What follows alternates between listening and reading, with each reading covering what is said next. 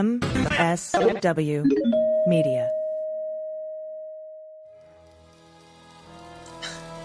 So yeah, now it's clean up on aisle 45 time. And for a long while yet, it is going to be clean up on aisle 45.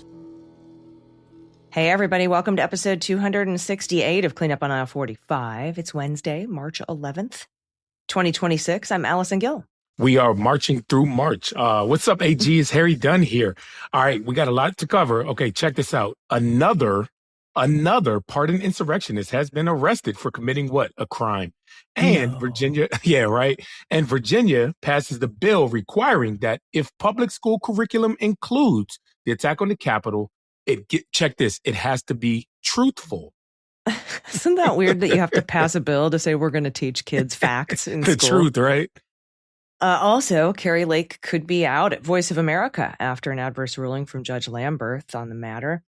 The January 6th plaque finally up in the Capitol, but not where it was supposed to be. Not but where it's up. Supposed to be. Yep. And a Fulton County prosecutor that helped build the case against Trump is running to unseat the judge who disqualified Fanny Willis. But first, before we get to any of that, we have some new patrons to thank. Some new patrons, Paula and Debbie Michaels. And then in our Hall of Fame column, we have Cliff Cash, great, excellent comedian. You should go see him if he comes to your town. Fran Reichenbach, at Dirt Road Dems, Carol Hopkins, Jens Eilstrup Rasmussen, David in Brooklyn, Lynn Bentley. Please don't read this on the pod. We don't need a call out. Thanks for what you do. Jeffrey Kincher and Joey Merck. Thank you so much for your Hall of Fame support. We couldn't do this without you. And we really appreciate everyone who supports independent media. So much. Absolutely. Which, if you can do it monetarily, great. But even just listening to our shows over at MSW Media is really, really a leg up to independent media. All right, Harry, our first story is from CBS, excuse me. Jonathan Munafo is the latest pardoned U.S. Capitol riot defendant to again run afoul of the law. Court records reviewed by CBS News said Munafo, I don't know if I'm saying that right, and I kind of don't care. Yeah, he doesn't get his name. Was arrested Tuesday in Richmond, Virginia, where he was found allegedly violating supervised release conditions in a federal threat case. In a court filing Wednesday, the Justice Department said Munafo had absconded from supervision in the Northern District of New York. And as a result, the district's probation officer filed a petition reporting the violation and requested that Munafo's supervised release be revoked, meaning you go back to jail. Back to jail you go. Munafo was among the January 6 rioters and defendants convicted or accused of violent attacks against police during the Capitol riot and pardoned by Trump last year. Prosecutors said Munafo punched a D.C. police officer twice while attempting to rip the officer's riot shield away. Munafo was not completely absolved by Donald Trump's pardon. He later pled guilty in federal threats case in Michigan in 2022. Now, prosecutors said Munafo made dozens of menacing phone calls on January 5th, the day before the insurrection, to a government facility near Battle Creek, Michigan. The Fed said he threatened to cut the throat of a 911 dispatcher and threatened the dispatcher's family. Munafo was later accused of violating release conditions in the threats case in May of 2025. Local authorities accused him of flooding his jail cell and breaking a sprinkler device in the Rensselaer County, New York facility. This guy sounds unhinged. Is it a January 6th rioter? Who would have thunk that these folks were criminals? A court docket in New York said Munafo acknowledged violating his release restrictions, and he was sentenced last November to an additional 7 months in prison. Now, it's unclear from court filings if Munafo had begun serving that prison term. Yeah, but a court record review by CBS News said in December, an officer attempted to contact Munafo on the cell phone he used during his first term of supervision. However, that number is no longer active. This officer attempted to contact a friend of Munafo, Dennis Rogers, on multiple occasions, but no contact has been made. According to a Justice Department court filing Wednesday, Munafo is scheduled to appear for a court hearing on his latest violation Monday in federal court in Richmond. Where is this guy, you know? I know, right? Now, Munafo was a high-profile defendant in the U.S. Capitol riot prosecutions. He was not only accused, as you said, Harry, of assaulting police, punching twice at the D.C. police officer to get his riot shield. But prosecutors said he also took the officer's riot shield and slunk away into the crowd, leaving the officer without a shield, vulnerable to attacks from other rioters. Now, Munafo is the latest in a series of January 6 riot defendants who have been arrested on new charges in new cases in the months after their pardons. January 6 defendant Brian Betanker, who's 28, was arrested Monday night for assault and battery on a train in D.C. Yeah, prosecutors charged John Banuelos. Like you said, we don't care about pronouncing their name right. Screw them. A 40-year-old man for a violent attack against a woman. Though the attack occurred in 2018, 3 years before his alleged involvement in the Capitol riot, Banuelos was arrested in 2025 after he was finally identified by investigators. Banuelos was pardoned ahead of his trial in the Capitol riot case, in which he was accused of firing a gun into the air while amid the mob. I thought it was not an armed insurrection. Yeah, nobody was armed, right? We got Zachary Alam, convicted Capitol rioter from Virginia, who was released from prison after the Trump pardons. He was arrested in May for breaking and entering at a home in Richmond, Virginia. Alam was convicted for that. Christopher Moynihan, Capitol siege defendant from upstate New York, pled guilty earlier this year to a local charge in Dutchess County, New York, after threatening to murder House Minority Leader Hakeem Jeffries. Then we've got the child porn guy. Then we've got the sexual assault guy. Then he was just sentenced to life, yeah. Just racking them up. Yeah. Like anyone who claims to be tough on crime, but then pardons criminals who beat up police officers and then is surprised by the fact that they're all recidivists, like they're all committing crimes again, is not a smart person, and you should probably not hang out with them. Yeah, that's why Donald is aligning himself with those type of people, because he's going to need them. He wants them on call. He wants them on standby, because who knows, we will see this again. Yeah, and he's also sending a message. Hey, if you break the law in furtherance of me trying to do a coup again, I will pardon you. I'll forgive you. I'll forgive you. You're pardoned. Yeah. yeah, only the best people. Only the best people. But like I said, it's not surprising.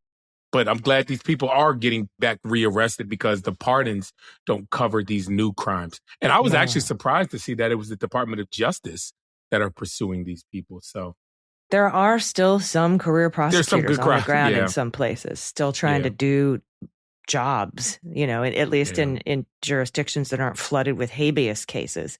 Yeah. For wrongful detention of in mass deportation crackdown. It's and then that's just going to get worse and worse. They're buying and renting and building and retrofitting these giant 8,000, 10,000, 15,000 person warehouses. Yeah. For detention for mass deportation.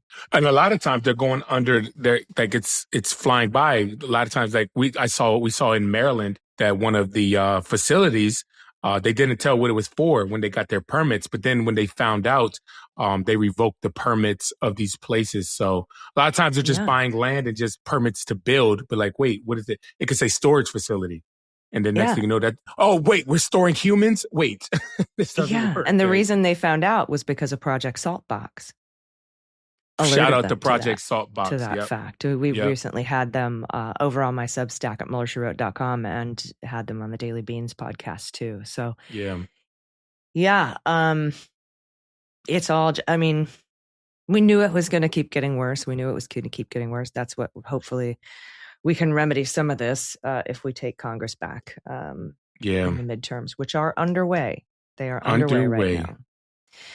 And the primaries are. All right, everybody, we have more that we want to discuss, but we have to take a quick break. So stick around. We'll be right back.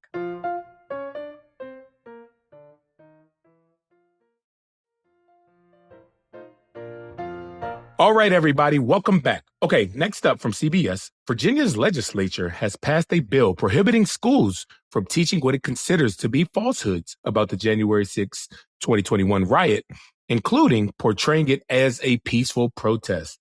The General Assembly approved the measure Thursday as a first-of-its-kind legislation, and hopefully not the last, to combat false statements by supporters of Donald Trump.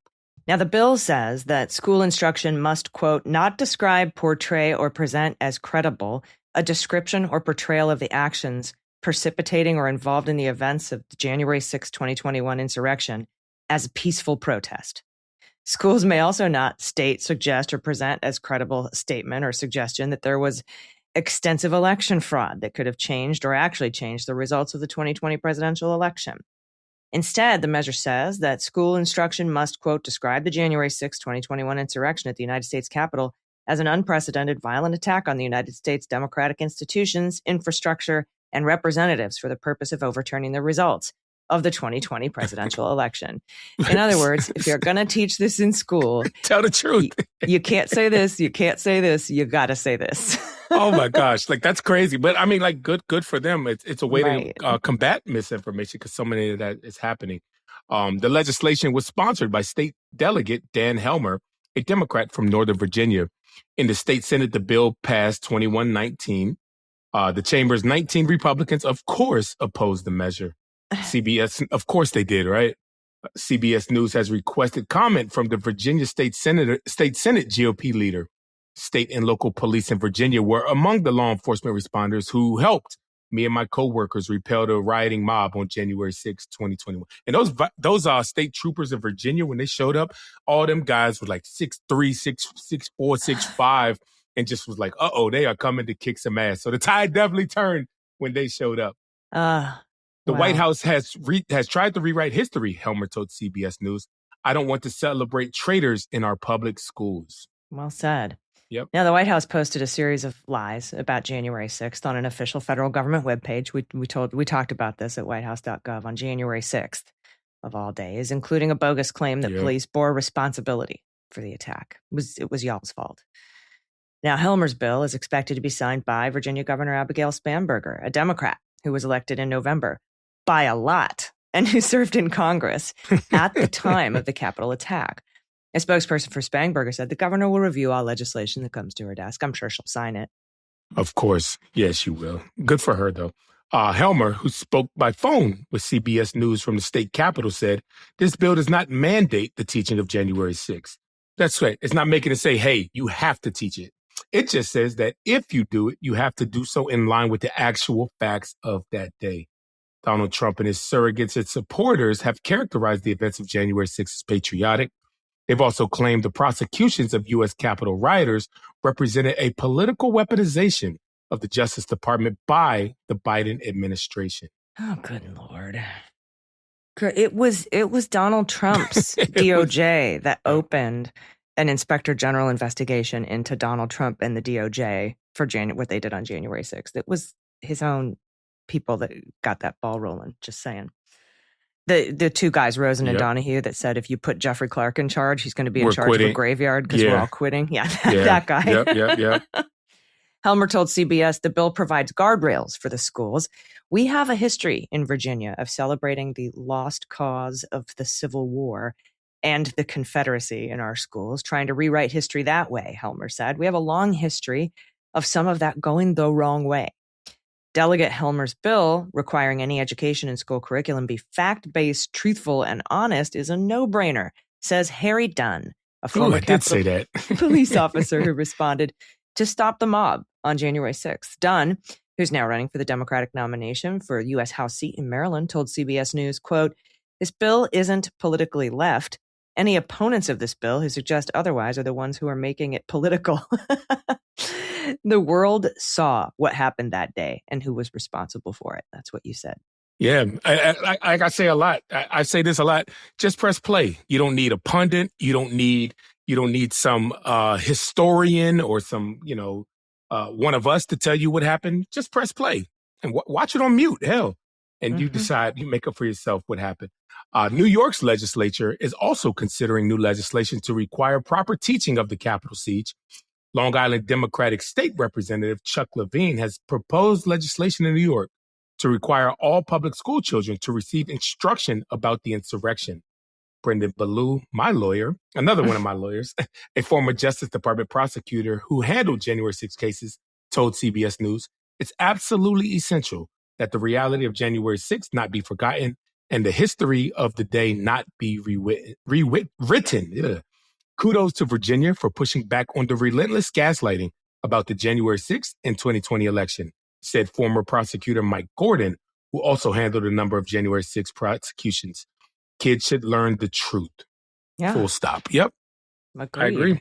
It's weird, again, that we have to... Why is that truth controversial, right? make a bill. We have to write a law saying you can't lie to children about what... Donald Trump did say, though, however, he said he loves the poorly educated. So, he doesn't like people educated. No, that's for sure.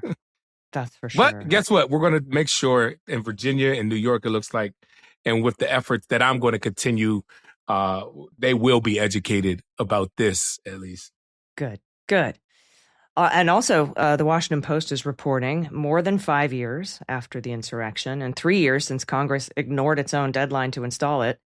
Its own deadline.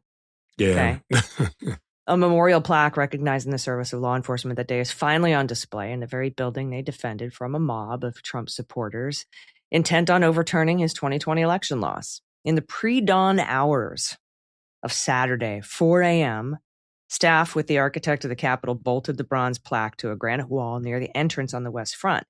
That's close to where the armed crowd had amassed and scaled scaffolding set up for the inauguration. Joe Biden's inauguration. Yeah. They wheeled the plaque, stored in plywood, across the stone basement floor and guided it through the double doors. They raised the tribute with a jack table and began fixing it in place. And the clang of their tools rung out through otherwise empty hallways. Yeah, there was no announcement, no ceremony, no news cameras, just two employees on their routine overnight shift working while most of Washington slept. The quiet installation, which Congress ordered completed by mid-March 2023, marks the latest turn in the contested effort to remember January 6th as Trump continues to reframe the riot as patriotic and the rioters as victims of weaponized justice system. So this is not where it was supposed to be hung. Correct. It's not easy to access it. They did it in the middle of the night. Do you think this is just to get out of your lawsuit? Your lawsuit is going to go forward, is it not? Yeah. So yes, first and foremost, our lawsuit is still going forward because this isn't in compliance with the law.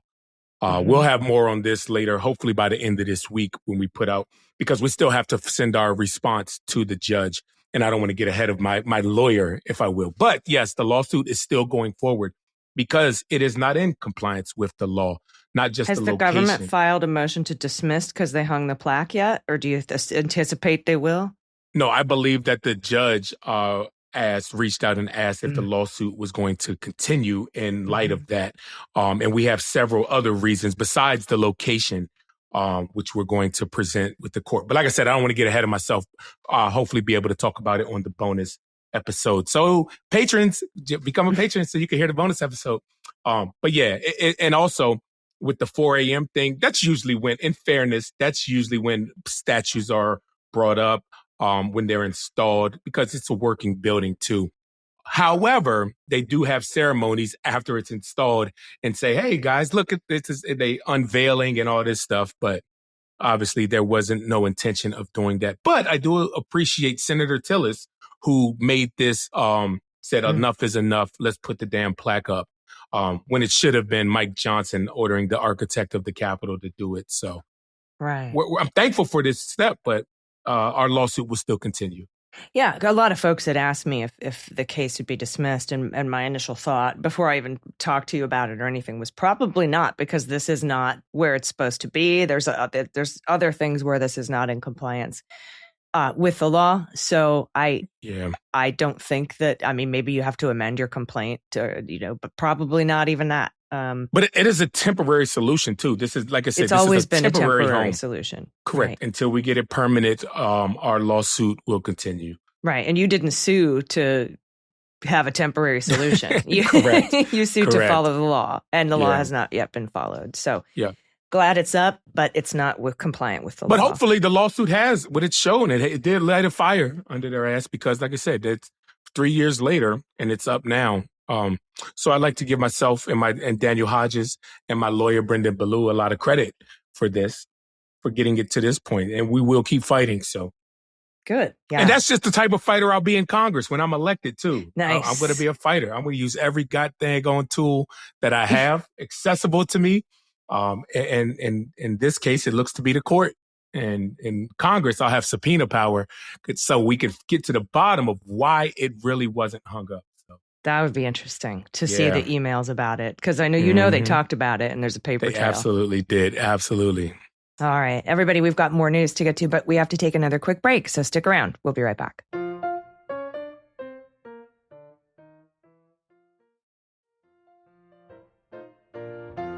All right, everybody, welcome back. Carrie Lake can't stop losing. This story comes from the Washington Post. A federal judge in Washington ruled Saturday that Carrie Lake has unlawfully served as the chief executive at a U.S. agency for global media, which oversees Voice of America, Radio Free Europe, etc. And the judge nullified many actions she has taken in that role, including mass layoffs of staff. This is U.S. District Judge Judge Lamberth, who has just about had enough of your shit. In a 17-page opinion, he granted summary judgment. Summary judgment. That's like before you even get to a trial. He granted summary judgment to a group of employees led by VOA's White House Bureau Chief, Patsy, Widakurswara. I hope I'm saying that right. It's a tough one. It's a tough one. Widakuswara, who sued Carrie Lake last year. Now, Lamberth found that Lake, who was appointed by Trump, violated the Constitution's appointment clause for Federal Vacancies Reform Act and the Federal Vacancies Reform Act by helming the agency. So she's much like the U.S. attorneys that have all been found ineligible. Both the Constitution Appointments Clause and the Federal Vacancies Reform Act have been violated in this case. These illegitimate appointees. The court finds that these expansive delegations were an unlawful effort to transform Lake into the CEO of U.S. Agency for Global Media in all but name, Lamberth wrote. The decision is the latest in a string of legal defeats. I love that. String of legal defeats to the Trump administration's year-long effort to dismantle USAGM, the federal agency that, in addition to Voice of America, oversees other U.S.-funded international broadcasters, including Radio Free Asia. Yeah, it's also how, Donald Trump is saying the people of Iran should get together and choose their leader, but they don't have the internet and they don't have Voice of America. So, how do you expect them to get any information? Yeah, exactly. Now, after Trump issued an executive order last March ordering the drawdown of the agency, Lake placed most staffers on administrative leave and cut hundreds of contractors. The two lawsuits were filed, one by a group of employees and another by VOA Director Michael Abramowitz, challenging her moves. But most of the agency's workers are still on leave today. Today. Now, Lamberth, nominated by Ronald Reagan, he's an old guy and he is a curmudgeonly dude. He has repeatedly stymied Lake's efforts to shut down the agency, ordering her to uphold her statutory obligations for broadcasting as set forth by Congress. The judge has, on multiple occasions, threatened to hold Lake in contempt of court for not cooperating with his orders, and he ordered her and two other officials to be deposed last fall. Lake said in that 8-hour deposition that she learned of Trump's executive order shrinking the agency this same day it was issued. Sure, Jan. Lake's tenure at USAGM has been troubled from the start. Trump fired members of the little-known Senate-confirmed International Broadcasting Advisory Board that appoints the director of Voice of America. So there was arguably no legal mechanism for placing her in that role. Trump never nominated Lake for USAGM CEO role, which does require Senate confirmation. Lake was instead named senior advisor to acting chief executive Victor Morales, who then delegated his authorities to her. Lake has also called herself acting CEO and more recently deputy CEO, leading to public confusion about her title. What the hell is it? What do you do, ma'am? This is just the soft, mushy way that people lead these organizations under the Trump administration. That's probably what we're going to see with Kristi Noem, with her new whatever position that Shield she got. Shield of the Americas. Did he just watch the Avengers or something? Exactly. What the hell? He's bitten by the colonial bug. He wants to go out and take over the entire Americas.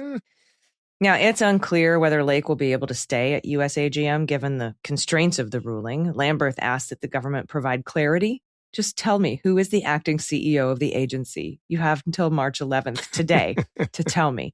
And also, lay out a succession plan for that position.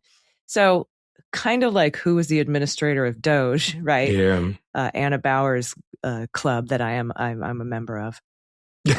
Whitowed, who is the administrator of Doge. Now this judge is like, who is in charge? Who's the CEO of the agency? Who runs it? Until today to tell me. Yeah, who runs it? Because it can't be Carrie Lake.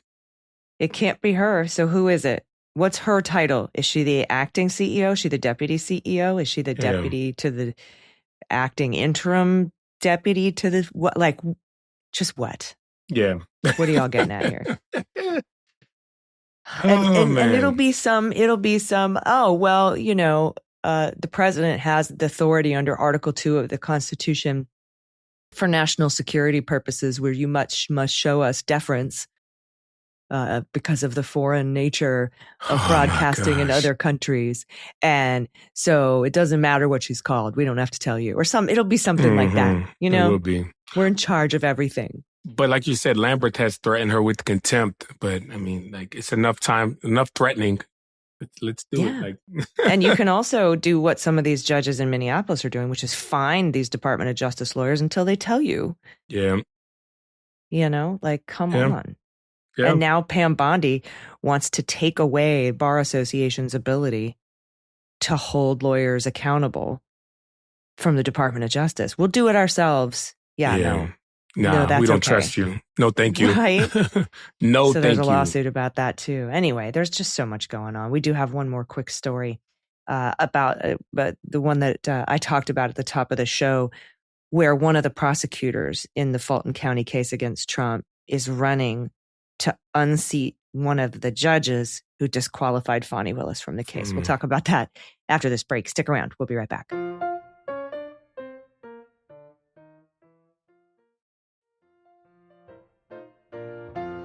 All right, everybody, our last story today comes from Anna Bauer. I just mentioned her. What a coincidence. At the Atlanta Journal-Constitution. She's writing for AJC. Will Wooten spent more than 2 years helping build a criminal case against Trump in Georgia. Now he's running against the judge whose ruling helped end it. Wooten, a deputy district attorney in Fulton County who served on the team that prosecuted Trump on election interference charges, announced Thursday he's going to challenge Judge E. Trenton Brown III for a seat on the Georgia Court of Appeals. Brown is the author of the 2-1 majority opinion that disqualified DA Fanny Willis from the case, setting off a chain of events that led to its total dismissal last year. I am all for people using whatever situation that motivates them to say, you know what, the hell with this, I'm going to do more. Hell, that's why I'm running for Congress. You're a walking example of that. I get it. I am so for it. In an interview, Wooten framed the race as a referendum on equal justice, arguing that the courts have drifted from their obligation to treat every person the same, regardless of wealth or political connections. If everyone's not held to the same standards, then we don't have a system at all, he said. Yeah, now Wooten began his legal career as a public defender in rural 4-county circuit outside Knoxville, Tennessee, spending roughly 4 years representing indigent clients before returning to the Atlanta area in 2018. He eventually landed at the Clayton County District Attorney's Office, prosecuting cases ranging from homicide to drug trafficking to gang violence. Now, in Clayton County, Wooten found himself increasingly drawn to white-collar fraud cases and to a troubling pattern he kept noticing in them. Quote, often they're CEOs. They can be doctors, lawyers. They can often be wealthy and have, political connections, he said. The rules that apply to them are a little bit different from the rules that apply to everybody else. To me, that seemed unjust. I like that. With a good argument, too. Willis brought him to Fulton County in early 2021 to lead her white-collar crime unit. His first day on the job was January 6th, the day pro-Trump rioters stormed the Capitol. Wow. Right? Exactly. 6 months later, Willis called him into her office and assigned him to the election interference investigation. He didn't ask for the case, he said. I did not come into the case looking to indict anyone, he added. I came into the case just like any other case that I had handled, looking for the truth. Now, in August 2023, a grand jury indicted 19 defendants, including Donald Trump, on charges stemming from the alleged effort to overturn Georgia's 2020 presidential election results. The case began to unravel the following year. Trump and his allies moved to disqualify Fanny Willis, arguing she had a conflict of interest stemming from a romantic relationship with Special Prosecutor Nathan Wade. Trial Judge Scott McAfee rejected the most sweeping version of that argument, ruling that Willis could remain on the case if Wade stepped aside. And he did. He resigned, and Willis stayed. Later that year, however, the Court of Appeals overturned McAfee's decision. The ruling, altered by Brown, held that Willis's office could not continue prosecuting the case because of an appearance of impropriety created by her relationship with Wade. The disqualification decision ultimately proved fatal to the prosecution. The Georgia Supreme Court, in a 4-3 vote, declined to hear Willis's appeal. A replacement prosecutor, Pete Skandalakis, subsequently, we talked about him on the air, subsequently moved to dismiss the charges. The outcome looms large over Wooten's decision to challenge Brown in the May 19th election. Yeah. And Anna Bauer says, asked about the disqualification ruling, Wooten declined to offer his opinion, citing judicial conduct rules that limit what candidates can say about cases that could return to court. A dispute over legal fees in the Trump case remains pending, and the Court of Appeals could still be asked to resolve related issues. Instead, he pointed to the dissent by Judge Benjamin Land, who argued that Georgia precedent for more than 4 decades held that an appearance of impropriety alone is not enough to disqualify a prosecutor. Land was later appointed to the Georgia Supreme Court by Governor Brian Kemp. Look at that. He declined to offer his opinion, citing judicial conduct rules. Look at that. He's following the rules. Wow, Weird. That's refreshing. Very refreshing. Although Wooten acknowledged Brown's ruling was one factor in his decision to run, he said that his campaign is about something broader than the Trump case. I believe so strongly that appellate court judges have to treat everyone the same way, he said. Doesn't matter who you are. Doesn't matter who you know. It shouldn't matter if you're rich or poor, a Democrat or a Republican. The political reality, however, is that the race may be an uphill battle for Wooten. Okay.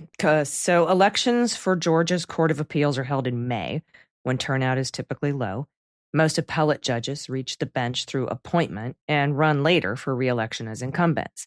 Now, Brown is a product of that system. He was first appointed to a state court judgeship in Putnam County by then-Governor Sonny Perdue, a Republican, and later elevated to the Superior Court and then appointed to the Court of Appeals by then-Governor Nathan Deal in 2018, also a Republican. As an appellate judge, he has never faced a contested election until now. Yeah. So they're saying, Anna's saying here that it's a little uphill battle because nobody pays attention to these races. Nobody, it doesn't turn out for these judge elections in May. So just putting it out there, Georgia, you got a chance to put this very awesome former public defender turned prosecutor who went after white collar crimes. There's a lot of systems. There's a lot of systems that work like that, where all you have to do is get your foot in the door and get appointed, and then you continue to be elevated. And like you said, he's never faced a contested election until now. That's crazy. That's crazy. But it's so common. It is so common. Not just with judges. It happens a lot. So anytime you got an opportunity to vote, I always encourage people, get out there and vote. A lot of people complain about the systems. Yeah. If you're in Georgia, tell everybody you know to vote for Wooten in the May election. And all right, everybody. But also real quick, AG, yes, turnout is usually low in these midterm elections. However, the turnout has been higher than usual this midterm cycle. This isn't even part of the midterm. This is just like a district separate judge, weird May thing that they do for judges. But it's happening in the middle of our primary cycle in the midterm elections. So it might get a little more attention than it would normally get. But it isn't when the regular primary is. I don't believe. Let's look that up. Let's make sure that I have that right. Because like I said, it's important. It's important that a lot of people, like I said, continue to show up when you have, and we're seeing it. But like I said, if it's not as the regular midterms like you have down there, the primaries, would it be the primaries or I guess? Well, let's see. Georgia. I know Georgia's. Oh, their primary is May 19th. Is that when this particular election is? Let's see. What does it say in this story? It just says May. Yeah. But maybe it is. Maybe it's the same day. If Yeah. it is, that's really good. Good for him. news. That's good for him. Absolutely. Let's see. Election, Georgia Court of Appeals election. Court of Appeal. We're doing this live. Appeals election. 2026. Y'all get to see how the sausage is made, y'all. Georgia is intermediate appellate court judges, May 19th. There we go. So it is the same day as their primary. Very, very good. Okay. That's encouraging. So that is very encouraging. So everybody, when you go out in Georgia and vote in your primary, vote for Wooten. Let's do it. Let's go, as Georgia. The appellate judge.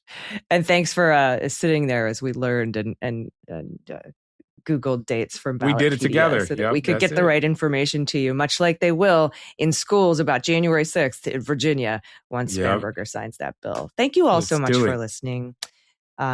We wouldn't be here if it weren't for you. We really appreciate you. And we'll be back next week. If you're a patron, we'll see you at the bonus episode this weekend that Harry and I will record. But do you have any final thoughts, my friend? No, just thank you all. Like I said, thank you for our new patrons. Hopefully I'll have more updates about our plaque lawsuit only after a lawyer is consulted with the judge. Like I said, I don't want to make any statements and get ahead of myself. Well, I think that you have a pretty freaking amazing chance, my friend, up there for Steny Hoyer's seat. So, man, it's excited. June, right? Yep, June 20th. We are 100. As of when y'all will be hearing this, it'll be 105 days. Yeah, 104 days. Yep. So look at that math I did in my head. I think I'm wrong. I think it's 104. Yeah. Well, that's to say, depending on, I had to calculate the data, the time travel, the magic of the time, podcast time travel. Time I just remember seeing your post of 107 days. Yeah. And I was subtracting from that. Anyway, thank you all so much. We'll see you next week. I'm Allison Gill. Harry Dunn. Thanks, y'all. Cleanup on Aisle 45 is written, researched, and produced by Allison Gill, with editing by Molly Hockey. Our art and logo design are by Joelle Reeder and Moxie Design Studios, and our music is composed and performed by Adam Orr. Cleanup on Aisle 45 is a proud member of the MSW Media Network, a collection of creator-owned podcasts dedicated to news, politics, and justice. For more information, visit mswmedia.com.